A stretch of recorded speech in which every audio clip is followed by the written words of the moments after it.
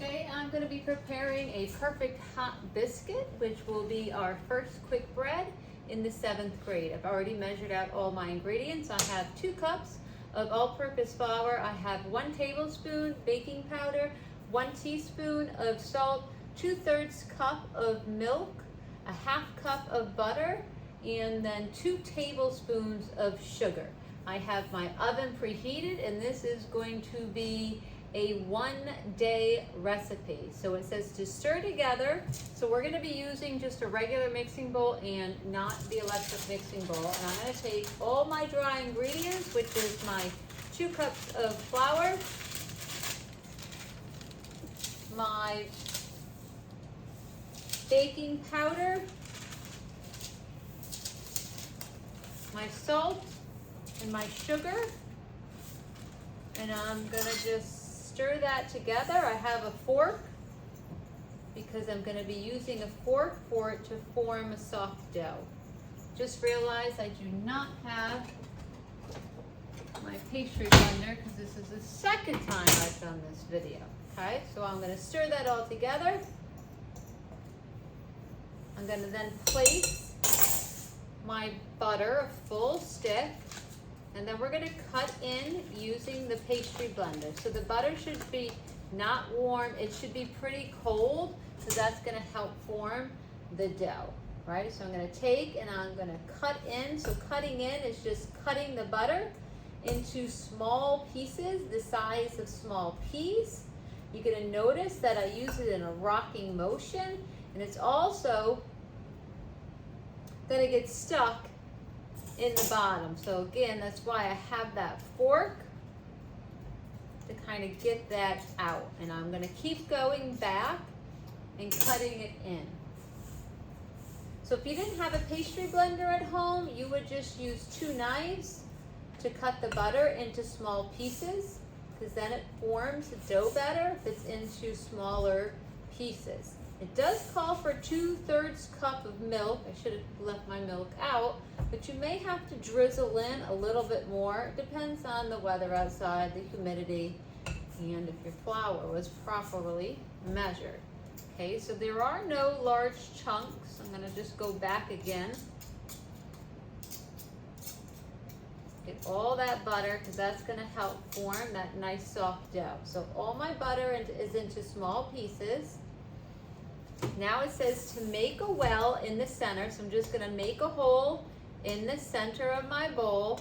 It says to pour my milk all at once. I'm going to take my milk, pour it all in the center at once, and then I'm going to, with a fork, it says mix lightly and quickly. So I kind of go around the sides and then bring the milk around. So I'm just going to keep going back and forth. I'm not stirring in the middle. I'm stirring around the outside, and I'm using the back of my fork. Okay, and I'm just going to keep stirring. I'm trying to lift it up as I go to kind of show you. Kind of pushing with the back of my fork, and I'm just mixing it all. It should come together off the side of my bowl and form a soft dough. I may have to, if it doesn't come off the side and if it's still all dry, have to just dribble in just a touch more of milk. Okay, but you're not going to add more milk in unless I tell you. So it's all kind of come off the side of the bowl. I'm going to just smush it all together with the back of my fork. I'm going to say I don't need, oh man, put the flour away too. Probably because I thought I was done with this. Okay. So I'm going to flour my surface. I'm going to form the dough all in my hand. Before I touch it, I'm just going to sprinkle a little bit of flour. See how I just flipped it over? Grab all my dough. I'm going to bring it together quickly in my hands. Take any extra and try to get that in. All right, and then it says to knead it anywhere from, I believe, 6 to 7 times. So kneading is the process of pushing, folding, and turning. So if it's not all together, get it together. You push with the heels of your hand, you fold, and you turn. You push, you fold, you turn. You push, you fold, you turn. So you don't want to over knead it. I think that's 4, 5, 6, I'm gonna go 7. Okay. It's gonna take, so I have some dough that's stuck. I'm gonna get rid of that. And it says to lightly flour my surface again. I'm gonna bring the dough together. It's nice and soft. I'm gonna form it together into a disc. I'm gonna slightly flatten it down. And now I'm gonna be very gentle and I'm gonna roll it. You may also wanna take a little bit of flour, just a little bit. So I'm gonna go very gentle. Don't wanna smush it in. You're gonna make cuts with the biscuit cutter and you can see the cold pieces of the butter in the dough. So what I like to do is kind of like when we're gonna be doing pizza. Just gonna put a little bit here, it's starting to stick. Is to go from the center out in all directions. So we're gonna go about 1/2 inch on these biscuits. Go a little bit thinner. And then they're gonna puff up. Okay, so I'm gonna say that's good. Again, you could dip your biscuit cutter into the flour. And you're gonna go close to the edge, because the more you re-roll your scraps, the tougher your biscuits are gonna be. I'm gonna go nice and close. See how I'm pressing? Whoops, it comes right out. I'm gonna go nice and close. Pop it out, keep going. And I'm just kind of moving it around as I go.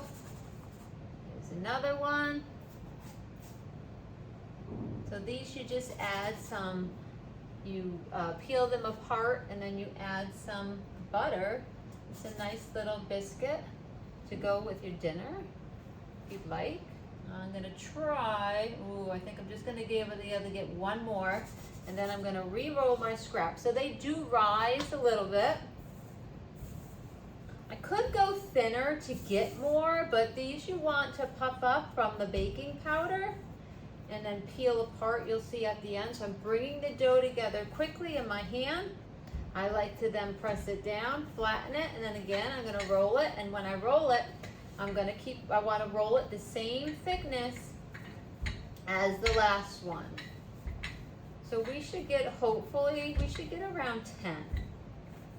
So I'm gonna say that's about the same thickness. Gonna dip in.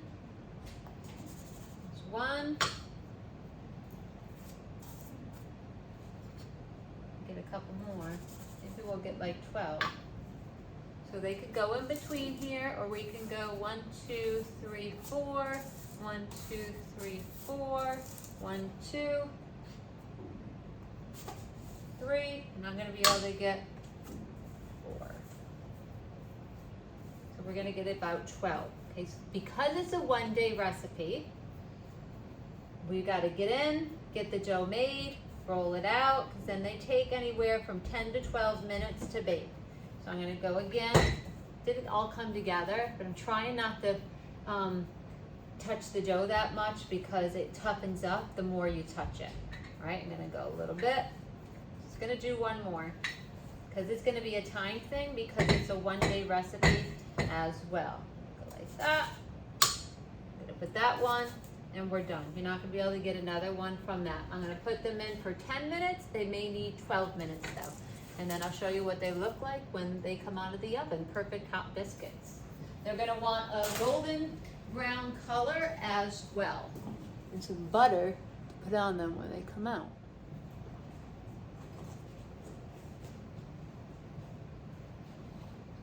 Okay, so the biscuits are about to come out of the oven. They're gonna come out, they're gonna be really, really hot. To peel them apart. You're gonna have to let them cool, but you're gonna see that you're gonna see the steam coming out of them when I peel them apart. And then if you were at home or even in school, have some butter available. Turn the timer off. So they should have a nice golden color. You can see that I don't want to spill them, they roast there. You